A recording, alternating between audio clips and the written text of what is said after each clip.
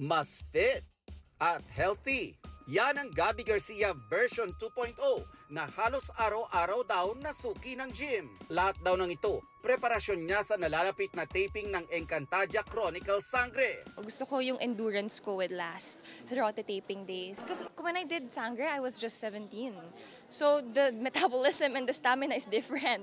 I'm 25 now, so I really have to work harder right now. Pero at the same time, as you age, diba, you become wiser. So ako, hindi lang dahil ginagawa ko siya to look good, I wanna feel stronger. Nagdudulot din daw ng happy hormones ang kanyang gym sesh. I need to sweat it all out, the stress, the worries. It's the best place to be yourself for me as of the moment. Kaya naman hindi na raw nakapagtataka na beach body ready na si Gabby na kamakailan lang ay pumasyal sa Cebu.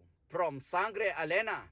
Sizzling hot din si Sangre Perena Glyza de Castro na i-flex ang kanyang toned abs habang nag-e-enjoy sa beach. Di rin naman nagpahuli ang bunso na si Sangre Danaya Sanya Lopez na channeling her inner Mandaragat vibes. Kilig overload daw ang naramdaman ni Sanya nang una niyang na-fit ang kanyang costume. Ibang-iba raw ngayon ang paraan ng pagsushoot ni Direk Mark Reyes ng mga eksenang aksyon. Talagang grabe yung mga fight scene namin ngayon. Nagtatagal kami ng parang half a day para lang sa fight scene.